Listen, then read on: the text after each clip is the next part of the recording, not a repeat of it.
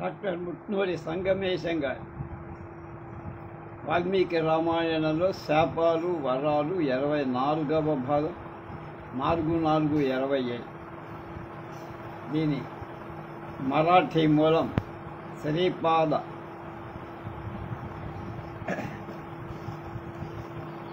రఘునాథ భిడే గారు రాసినటువంటి గ్రంథం. ఇప్పుడు రామాయణంలో వచ్చినటువంటి పాత్రల గురించి చెప్తున్నారు.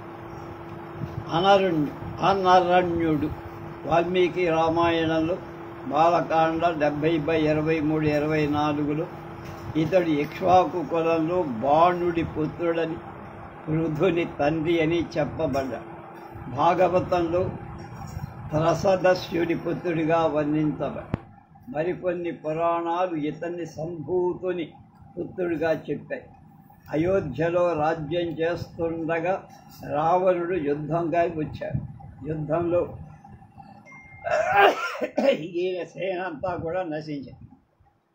కానీ వీరుడైన అరణ్యుడు వెనుదీయక మారీచ సుఖసాధన ప్రహస్తాదులను ఓడించి రావణుడు ఈతని మస్తకాన్ని అరచేతిలో కొట్టగా ఇతడు రథం నుండి దొర్లి కింద పడ్డ చనిపోతూ ఇతడు రావణుడికి శాపమిచ్చి మరొక కథనాన్ని అనుసరించి రావణుడు ఇతన్ని వధించాడు. ఆ సమయంలో ఇతడు తపోవ్రతంలో ఉన్నాడు.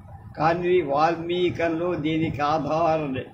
పైగా రాక్షస, నేనెన్నడూ యుద్ధ విముఖుడను కాల, యుద్ధంలో నువ్వు నన్ను వధించావు అని అతడు పలికినట్లు ఉంది. ఉత్తర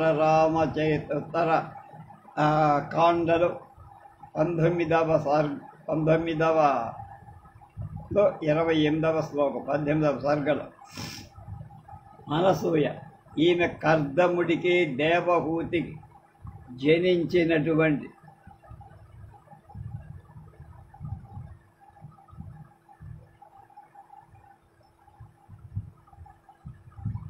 కన్య. స్వయంభువ వైవస్వత మన్వంతర కాలంలో బ్రహ్మమానస పుత్రుడిగా పుట్టినటువంటి అత్రి మహామునికి భార్య. పురాణ సాహిత్యంలో ఈమె ప్రసిద్ధురాలైన మహాపతివ్రత నిరాహారిణి. ఈమె 300 ఏళ్ళు తపస్సు చేసి శివుడి మెప్పు పొంది ఈమె గర్భంలో దత్తాత్రేయ, దుర్వాస, చంద్రుల 3 పుత్రుడు కలిగారు. చిత్రకూటంలో ఈమె గంగను ప్రవహింపచేసి మాండవ్యముని శూలంలో ఉన్నప్పుడు ఒక ముని పత్ని చీకటిలో ఆ శూలాన్ని ఢీకొంటే మాండవ్యుడు ఆమెను తెల్లారేసరికి విధవ అవుతావని శపిస్తే అనసూయ ఆ మునిపత్ని స్నేహితురాలు ఆమె సూర్యోదయం ఆపేసి లోకమంతా కూడా అంధకార బంధురమై తిరిగి తన సఖికి వైధవ్యం రాకుండా వరం పొంది ఆమె సూర్యోదయానికి అనుజ్ఞై ఈమెకు దక్షకన్య అనే పేరు కూడా ఉంది. అత్రిముని రాముడితో అనసూయను గురించి ఇలా చెప్పారు. ఒకప్పుడు 10 వర్ష క్షామం అంటే 10 సంవత్సరాలు క్షామం ఏర్పడి లోకమంతా మండిపోదు. అప్పుడు అనసూయ మహోగ్ర తపం చేసి తన తపప్రభావంతో ఫలమూలాలు ఉత్పన్నం చేసి మందాకిని నదిని అక్కడికి ప్రవహింపచేసి ఈమె 10,000 సంవత్సరాలు ఘోరంగా తపస్సు చేసి తన శీలవ్రత ప్రభావం ఋషీశ్వరుల విఘ్న బాధ కలగకుండా చేసి ఒకసారి దేవతల కోసం ఈమె 10 రాత్రులు ఒక రాత్రిగా మార్చేసి రామచంద్ర, ఈ అనసూయ నీకు తల్లిలాగా పూజనీయురాలు. అత్రి మహాముని చెప్తున్నాడు రాముడికి.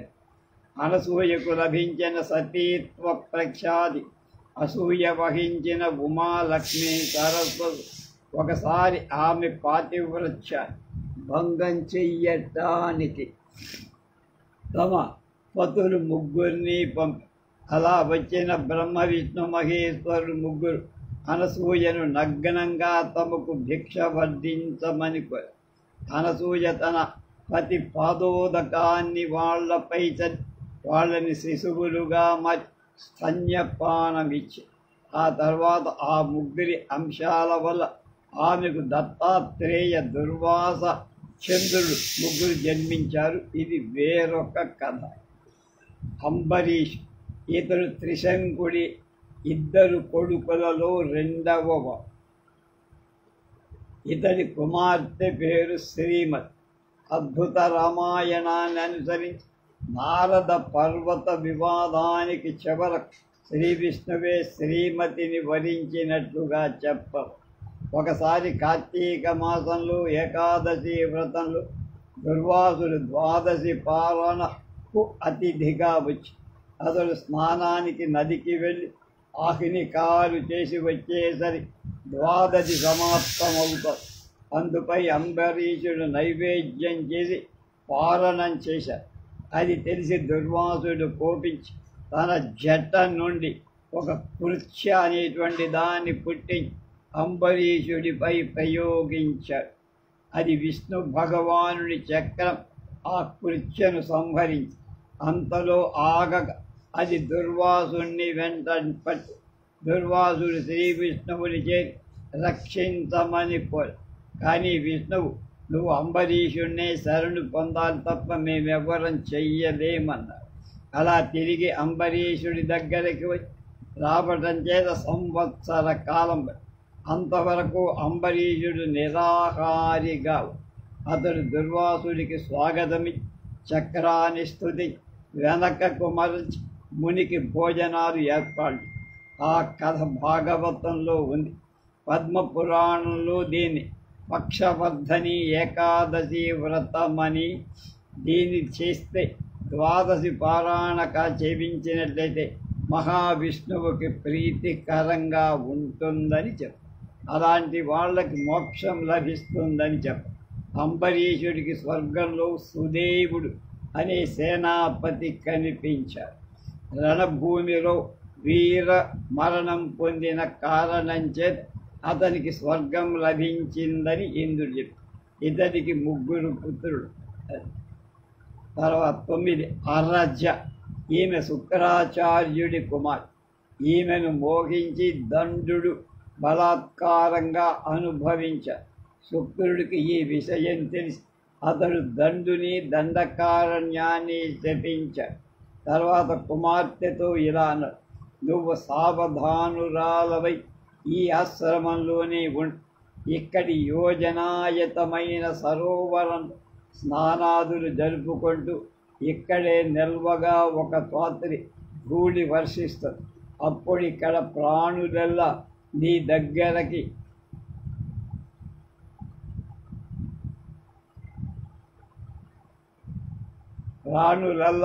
నీ దగ్గరలో ఉన్నవి తప్ప తక్కినవన్నీ నశించిపోతాయి అని పలికి శుక్రాచార్యుడు వెళ్ళిపోయాడు. తండ్రి చెప్పిన ఈ మాటలకు ఆమె ఎంతగానో దుఃఖించి 10 అలర్కుడు. ఇతడు కాశీరాజైన దివోదాసుడి ప్రపౌత్రుడు. అంటే పౌత్రుడు అంటే మనవడికి మనవడు. ఇతడు 66,000 సంవత్సరాలు రాజ్యాన్ని పాలి. ఇతనికి లోపాముద్ర శాపం చేత శాపం వరమై దీర్ఘాయుస్సు. అలాగే ఇతడు చిర యవ్వనుడు క్షేమకుడిని సంహరించి నికుంభుడి అనేవాడి యొక్క శాపం చేత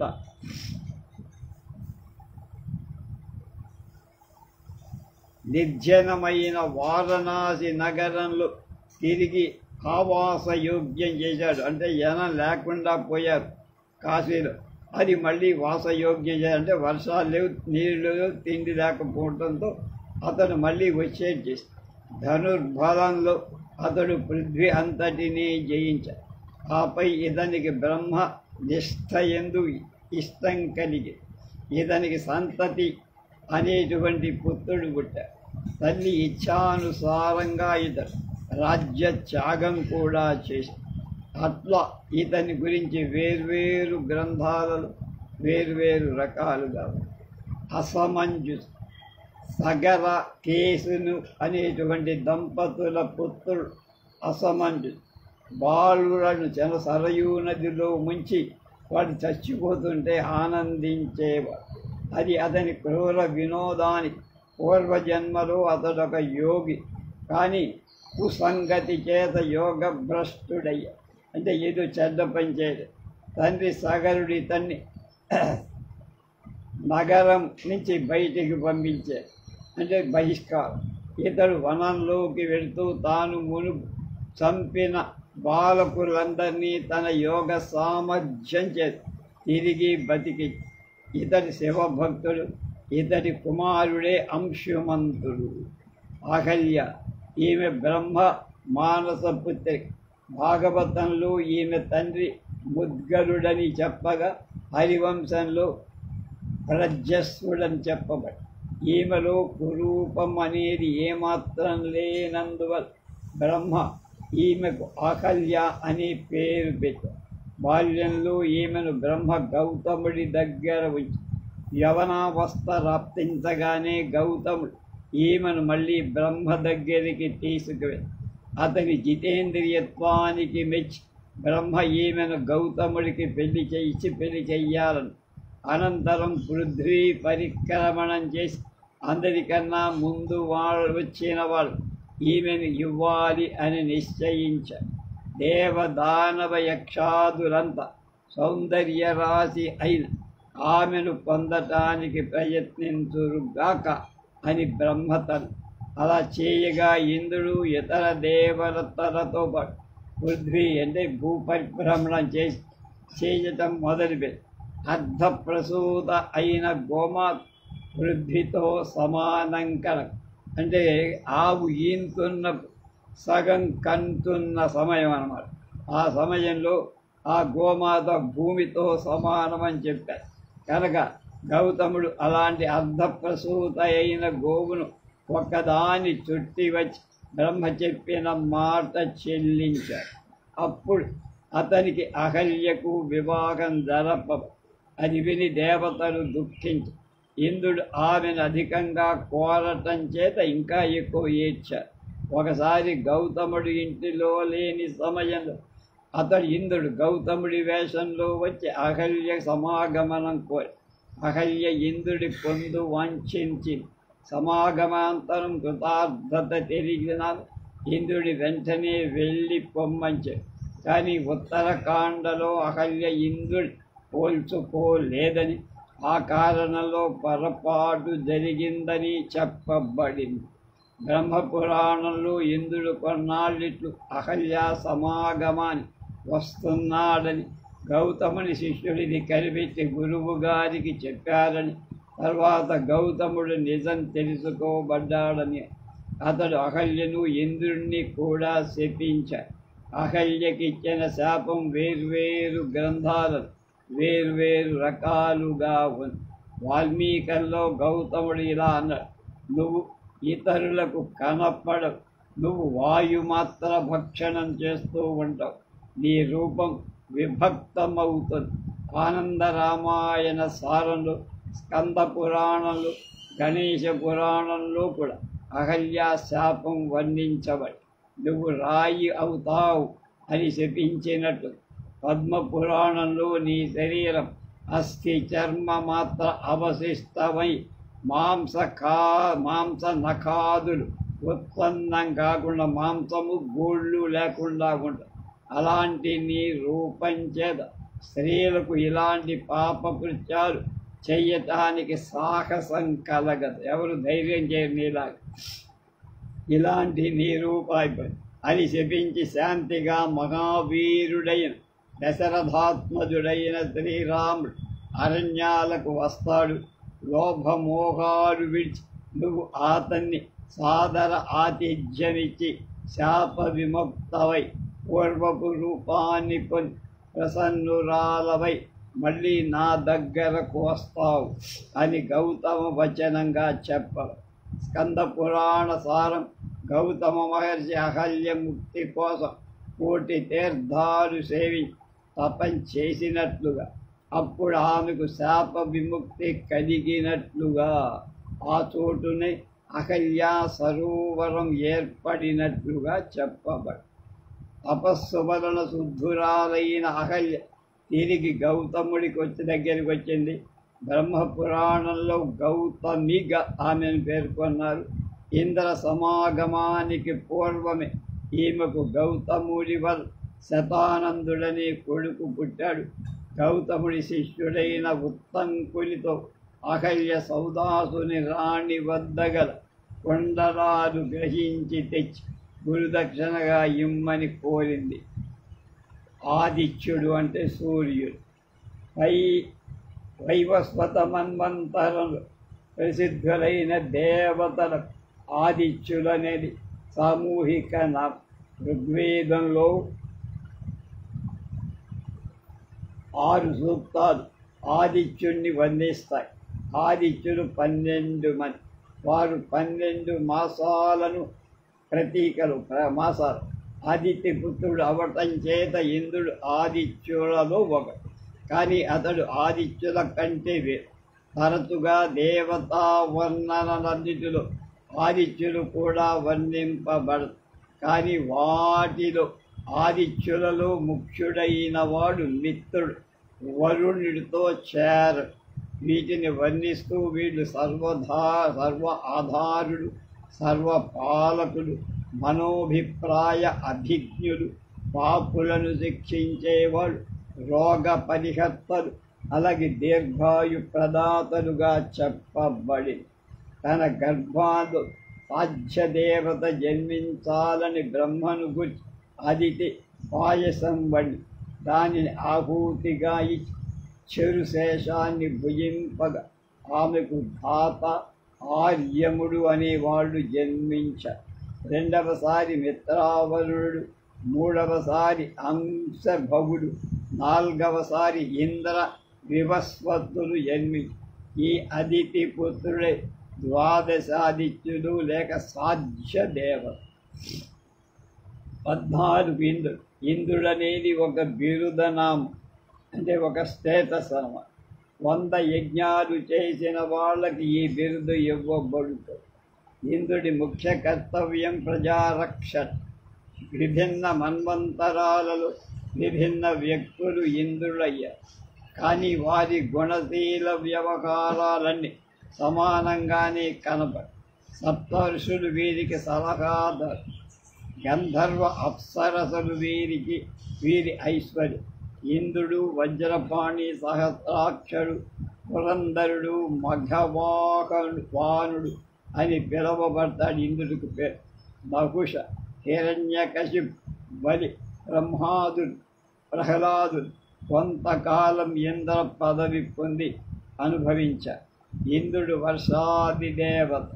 రామాయణ మహాభారత ప్రాచీన కావ్యాలలో ఇంద్రుడు అదితి పుత్రుడైన శక్రుడిగా చెప్పబడి ఇతడు దేవతలకు రాజు. శచీదేవి ఇతడి భార్య. 100 యజ్ఞాలు పూర్తి చేసిన వాడు ఇంద్ర పదవిని పొందుతారు. ఎవరైనా అశ్వమేధం చేస్తే ఇంద్రుడు ఆ అశ్వాన్ని దొంగలించుకుపోతాడు, హరించేస్తారు. అలాగే ఎవరైనా ఉగ్రంగా తపస్సు చేస్తే ఆ తపోభంగం చెయ్యటానికి దేవ వైశ్వేశ్వరులను పంపుతారు. విశ్వామిత్రుడి తపోభంగానికై ఇతడు రంభను పంపి యముడి తపస్సు చెరచటానికి గణిక అనే అప్సరసను పంపి గౌతమ రూపంలో వెళ్ళి అహల్యతో కలిశారు. గౌతముడి శాపం చేత వృషణహీనుడై తాను దేవహితార్థం అలా చేసి వృషణహీనుడయ్యాను. దానికి మారు చెయ్యాలని కోరగా పితృదేవతలకి మేష వృషణాలు కల్పించి ఇట్లా అతడు మేష వృషణుడనే పేరుతో ఉన్నారు.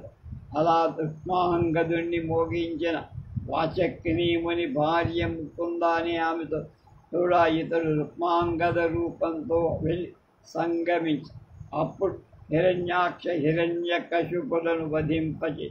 అందువల్ల వాళ్ళ తల్లి దితి ఇంద్రఘాతకుడైన పుత్రుణ్ణి పొందాలని కోరి పతి కశ్యపుణ్ణి ప్రార్థి కశ్యపుడొకడాడు నియమంగా ఆమె కోరిక తీర్చడానికి ఒప్పుకొని, కానీ ఆ నియమం ఆమె పూర్తిగా పాలించదు.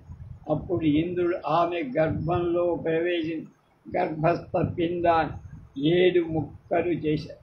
దుర్వాసుడు ఇంద్రుడికి ఒక పుష్పమాలికనివ్వగా ఇంద్రుడు దాన్ని అనాదరించినందు ఆ ముని కోపించి ఇంద్రుడిని శపించాడు. విశ్వామిత్రుడి ప్రయత్నం చేత స్వర్గానికి వచ్చిన త్రిశంకుడు ఇతడు తలకిందులుగా తోసవతలపాలి.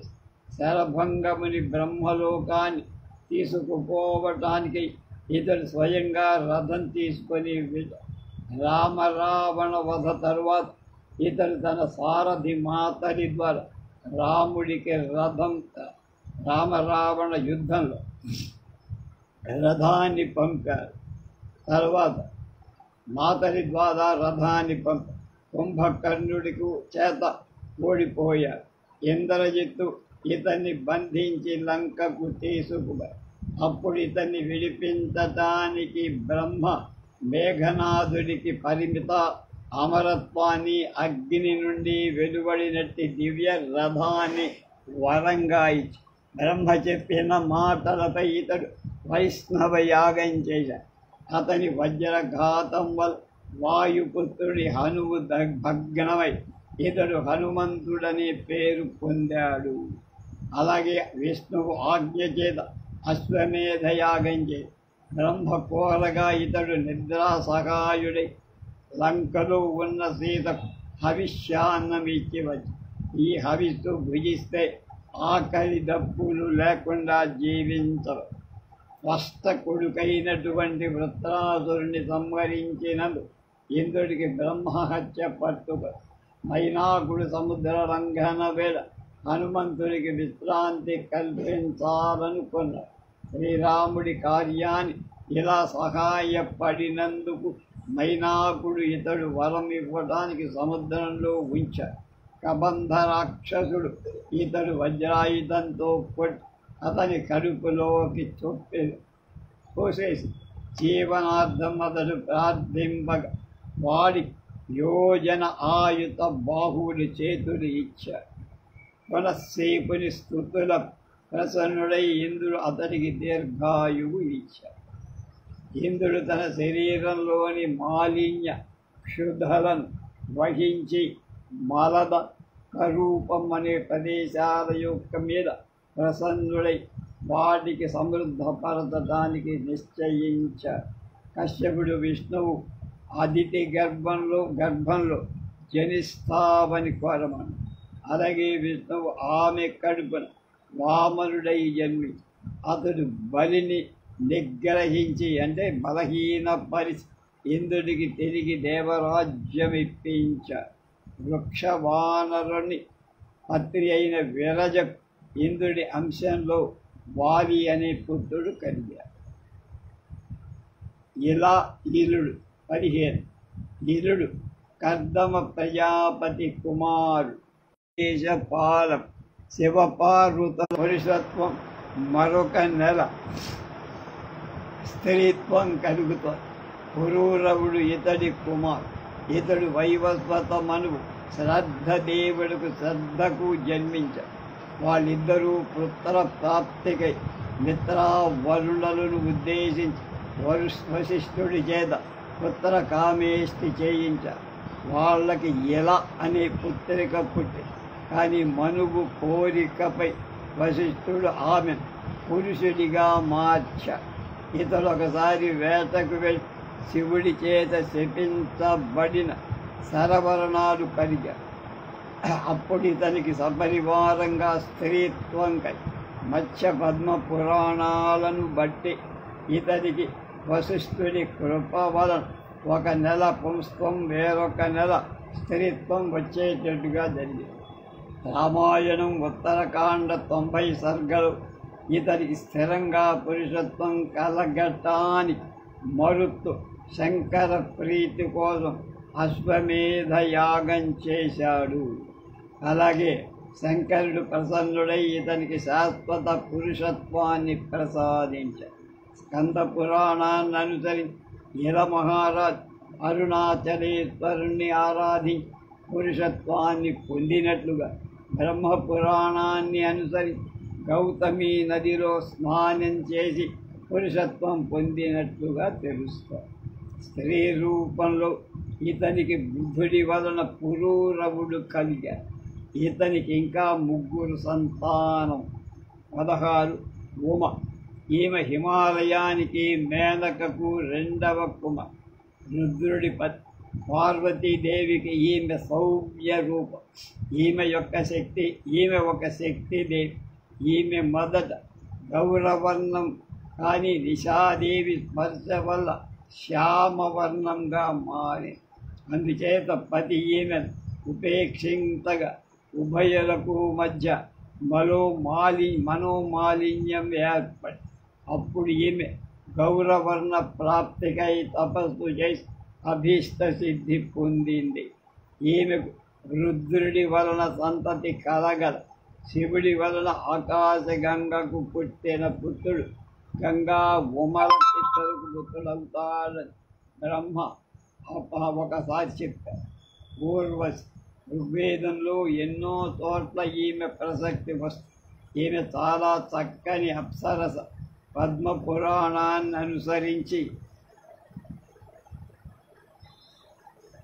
ఒకసారి బదరికాశ్రమాన్ని నరనారాయణ తపస్సు చేస్తుంటే అక్కడ ఇంద్రుడు తన పదవికి భంగం వస్తుందేమో అని భయపడుతుంటే, అందుచేత అతడు వారి తపస్సు భగ్నం చెయ్యటానికి బ్రహ్మ, మేనక, తిలోత్తమ మొదలైన 16,050 మంది అప్సరసలు బదరికా వనానికి పంపారు.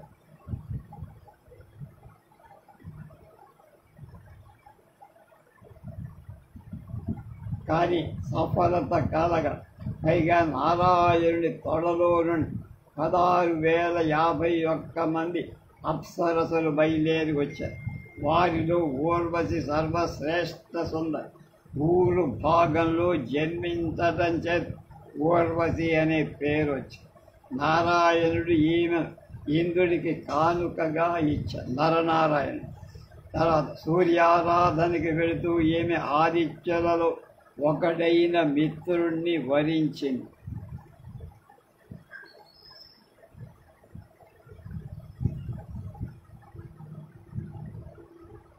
తర్వాత వరుణుడు ఈమెను కలిసి వరించడానికి సిద్ధపడు. కానీ తాను ముందే మిత్రుణ్ణి వరించినట్లు ఈమె చెప్పి తన ప్రేమ అతడికి అర్పించి వరుణుడు ఈమెను లక్ష్యం చేసి తన తేజన్ని ఒకదాని కుంభంలో విడిచి, ఆ విషయం తెలిసిన మిత్రుడు కోపించి ఈమెను మత్స్యలోకంలో పురూరవుని భార్య అవుతావని చెప్పించి తన వీర్యంలో ఉంచి, ఈ 2 కుంభాల నుండి అగస్త్యుడు ఒకదానిలోంచి, వశిష్ఠుడు 2వ దానిలోంచి ఏర్పడు.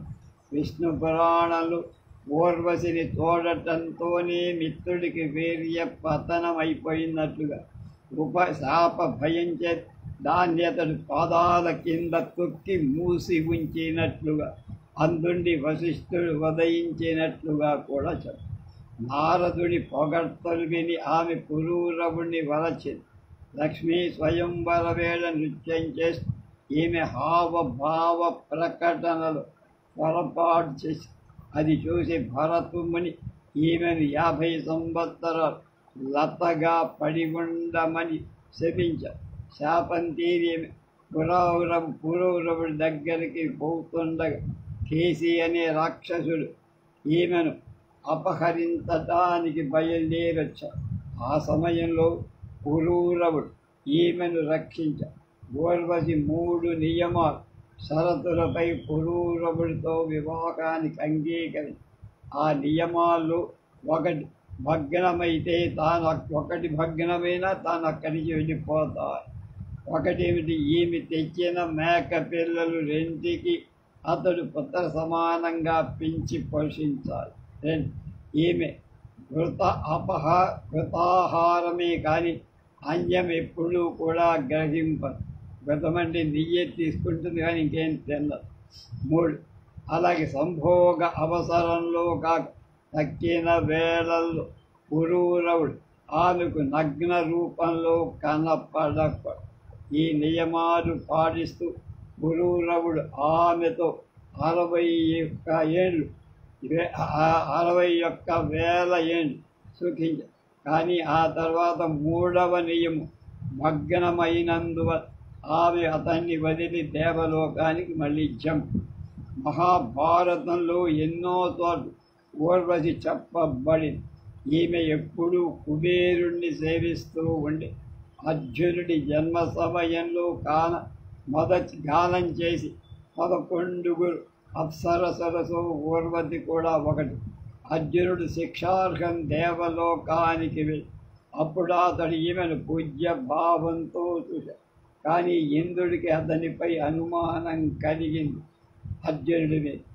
అందుకై అతడు చిత్రసేన గంధర్వుడితో చెప్పి ఊర్వశిని అలంకరించుకొని అర్జునుడి దగ్గరికి వెళ్ళమని చెప్పి అర్జునుడు తన మనోభావాన్ని స్పష్టంగా చెప్పి విముఖుడు అయినందువల్ల ఈమె మానసికంగా అవమానింపబడినట్టు భావించి అతన్ని 1 సంవత్సర కాలం నపుంసకుడుగా ఉండమని శపించింది. ఊర్వశీ తీర్థమని పేర ఒక చోట ఒక పవిత్ర తీర్థం ఉంది, అది ప్రసిద్ధమని. ఇవాళ చివరి వ్యక్తి ఋషీకుడు. ఇతడు భార్గవ వంశంలో ఒక ప్రఖ్యాతుడైన ఋషి. బ్రహ్మాండ పురాణాన్ని బట్టి ఇతడు ఔర్వని తొడ చేయించుకొని వర్ణించాడు. బాల్యంలో ఇతడు వేదానుష్ఠాన తపోవ్రతాల మీద ఆసక్తుడిగా ఒకసారి తీర్థాటనం చేసి ఇతడు విశ్వామిత్రుడు నది ఒడ్డున స్నానం చేస్తున్నప్పుడు గాధిపుత్రి సత్యవతిని చూసి వెంటనే మోహించి ఇతడు ఆమె స్నానమాడుతున్న వివాహం కోరి గాధితో సంపది. గాధి తన చల్లని చెవులున్న 1000 గుర్రాలు స్వర్గమిచ్చి తనకు నల్లని చెవులున్న 1000 గుర్రాలు అని అతడు వరుణ్ణి స్తరించి గుర్రాలు సంపాదించి తెచ్చి ఇచ్చి సత్యవతిని పెళ్ళాడా. సత్యవతి తనకు తన తల్లికి పుత్రోదయం అయ్యేటట్టుగా అతన్ని వరం కూడా అడిగింది. ఇతడు మంత్రపూతమైన చెరు 2 భాగాలు చేసి అందుకొకటి సత్యవతి, రెండవది సత్యవతి తల్లిని తీసుకోమని చెరు ప్రాసంగల నియమం కూడా చెప్పారు. కానీ ప్రమాదంలో చెరు భాగాలు మారిపోయి ఒకళ్ళది ఇంకొకళ్ళు తీసుకొని దాని ఫలితంగా సత్యవతికి జమదగ్ని మొదలైన 100 మంది కొడుకులు. ఆమె జనని గాధిపత్నికి విశ్వామిత్రుడు పుట్టాడు. భూమిని క్షత్రియ శూన్యంగా చేసిన పరశురాముడు ఇతడి మనవ. ఒకసారి తుంగ పర్వతంలో ఇతడి వద్దకు వచ్చి అంబరీషుడు 1,00,000 గోవులకు బదులుగా యజ్ఞ పశువు రూపంలో నరబలి ఇవ్వటానికి ఇతన్ని కుమారుని ఒకరిని ఇమ్మని ప్రార్థించి కానీ ఎందుకు ఆయన అంగీకరించాలా అంటే ఒప్పుకోలే. రేపు ఐరావతం గురించి తెలుసుకున్నాం.